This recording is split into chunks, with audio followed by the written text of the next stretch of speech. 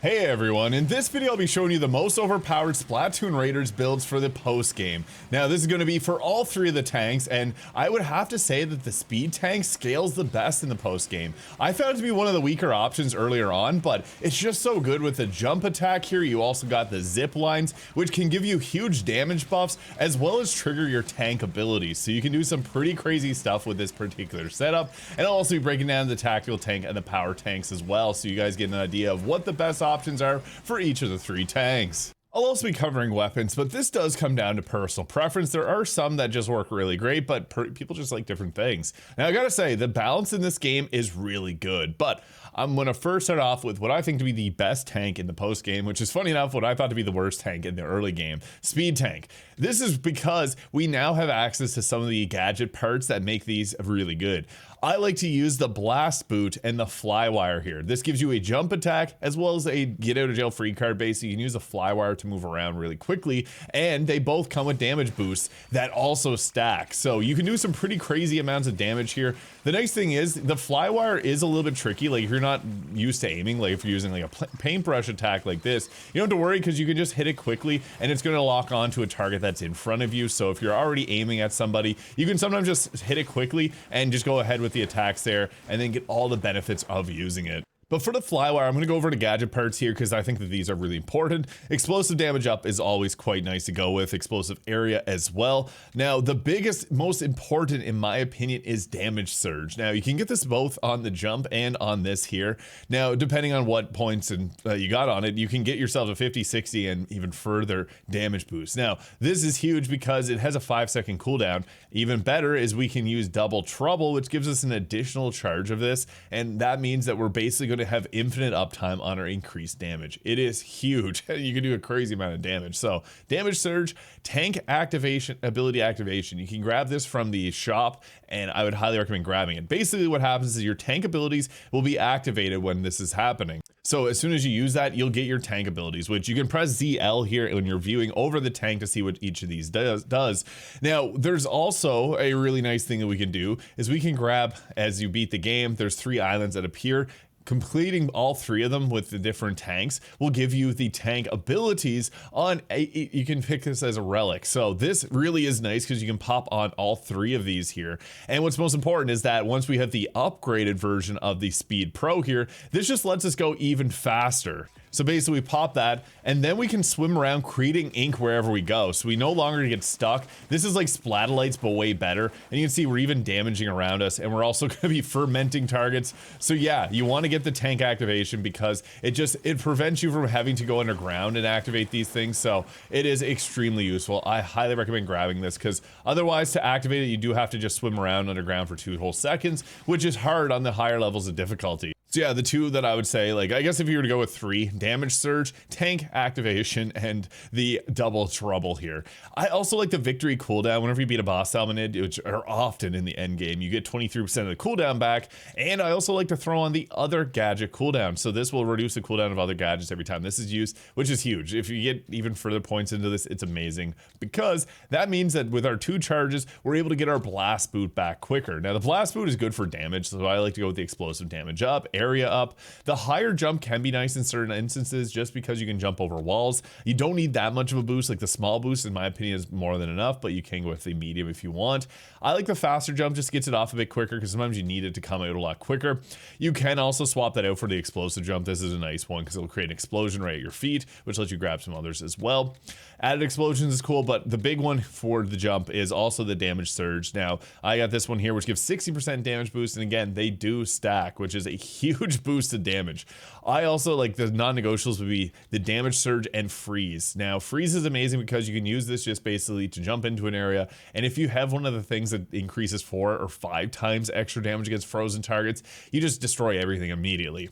Ink resupply is also nice, only 12% of the ink, but sometimes you just run out of ink and you just use your jump to get it back. But the freeze is huge. I also really like to go with the cooldown reduction because we want to get our jump back as quickly as possible. In the end game, it's all about trying to get your skills back quick.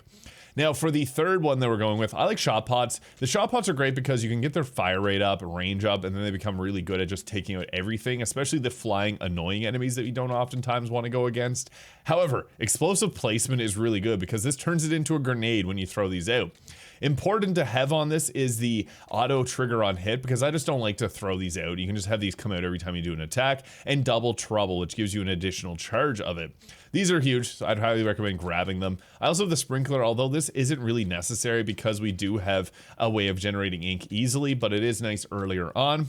Blaster's good. If you have the double shot, I wouldn't recommend grabbing this one. Knockback gas is good, but I also like the lingering spell to pull enemies in, so you can kind of use this as a really, it's a weird one, but it basically just gives you a huge amount of DPS boost. You could also use the high fiver, which I'll get to in a moment when we talk about the tactical tank, but relic powers for the speed tank, I just like to go all three: speed, power, and tactical pro. Speed up's nice because we do get a really nice boost to the speed and we can go underground easily. Pairing that with gadget recovery speed gives us a boost to our gadget recovery, which is up to 8%. I also like to go with the gadget recovery submerge, so this gives us even further gadget recovery because we're trying to get our gadgets back as much as possible. So that'd be the ones I'd use for the speed tank. Now, tactical tank, I like to roll with the high fiver here. The reason the high fiver is so good is you can get the line damage up. That's obviously normal, but the big one is ink resupply. You can use the bot jump to jump up, shoot this down. You can continually keep giving yourself a bunch of infinite ink, and this does a lot of damage, and it's just going to shred enemies. Think of it like a shotgun. That's typically how you're going to want to use it. Pairing that with freeze as well, because freeze again is super good. It has a 20% chance, but this is a multi-hit weapon, so that's amazing. The duration up's nice, but victory cooldown is really good, so 40% whenever you clear a blast salmonid. I get this back pretty frequently. It is amazing. I already went over the shot pods here, but again, same mentality. And I like to throw in splatolites here. This is really good because we don't get the ink around us, so we can use this when we're not obviously using the speed tank. And with splatolites, it's just good because you can add, what you want to do is increase the area, so this will give them more ink and a larger area of effect so that we get our ability to just glide away quickly. The other ones don't really matter. The big one though, you don't use orbital range up. This does mess with your ability to swim through it. More splatolites is really important. This will give you an extra orbit on the inside. Auto trigger on hit because we don't want to use this. We basically will have infinite uptime. Always have this one equipped. More splatolites. Scorch, duration up. These are like the top 4 best. So duration up will make it so that they last for 35% longer. This is almost enough to have 100% uptime. If you can get a higher, more of this, definitely grab it because it's just so good. You can also go with the Battle Frenzy cooldown, but I've just found from this alone, I always have infinite uptime basically on it. And Scorch is amazing because this can just burn through targets quickly. Now, if we want to look at the power tank, which I feel like has a little bit, it's not as good. Splatlights, again, we're going to be rolling with that for this. I like the Splatch It personally. You can also go with the Shellacker. This has the highest possible damage in the game.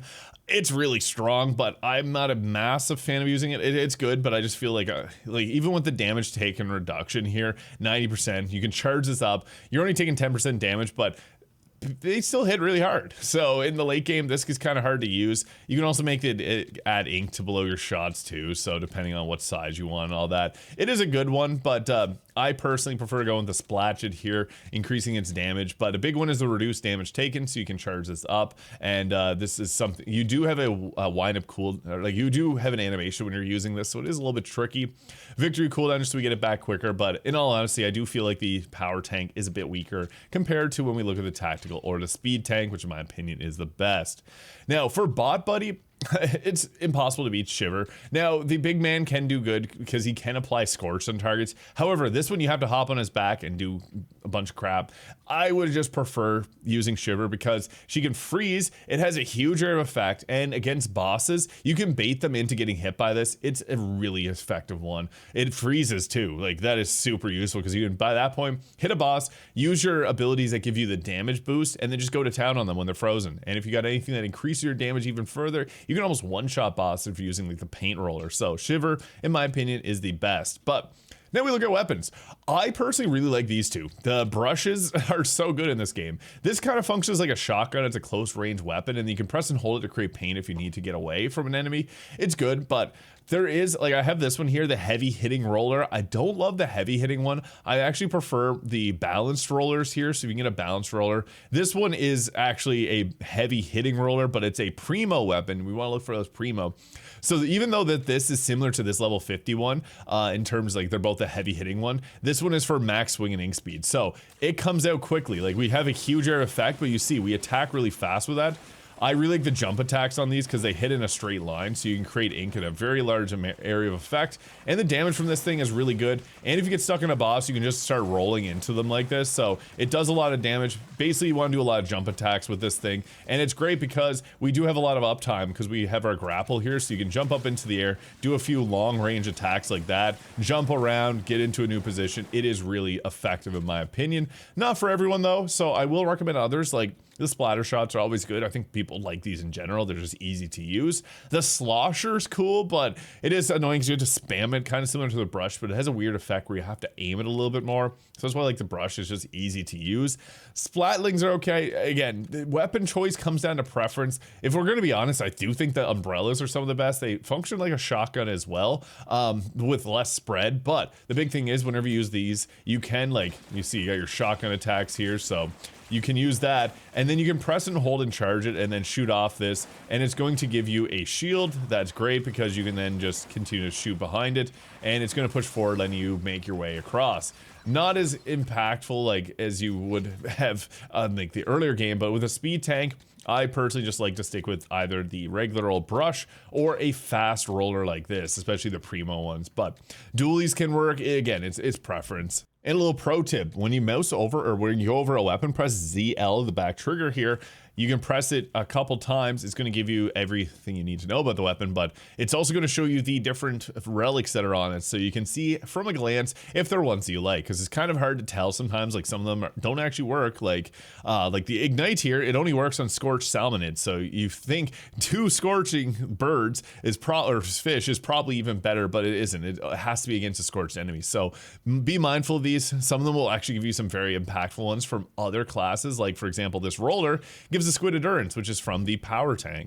This is actually a really good roll, but I don't like how slow it is compared to the others here. And yeah, this one, I had to get a brush here that actually has increased damage to nearby salmonids. This one I just loved using. It's super useful. So to give you an idea of what you want to be doing, so we're going to open up always with the zipline here, because you can then move around and create ink around you to get to a position where you need to like destroy like that enemy, for example. You pretty much always need to be moving, so that's why it's important to have your cooldowns and manage them as much as you can. So this, again, we're moving really fast with this here, so you just want to be trying to avoid as much damage as possible. So if you see things cornering you, that is your chance to use one of your abilities here to just get out of there. So with the speed tank, you have so many different ways of getting away, because you do move slower after you're in like the danger, so you don't want that to happen. You can then use attacks like that. It has a huge explosion radius when you use the zip wire, so it's amazing. It also gives us a cooldown back on our other weapon there. But anytime you see, like, the speed tank is so good because, again, whenever we have that activated, our tank ability,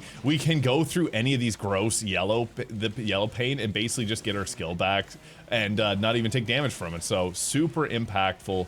And yeah, you basically just want to like try to always have a get away plan anytime that you're in a fight. And if your health goes low, watch it, because you can regain your health really quickly with this setup. So that is one of the nice things about it. But yeah, we got our cooldowns back, almost got the power tank ability here. So yeah, you can see, oh, we almost got nuked there. That was not good.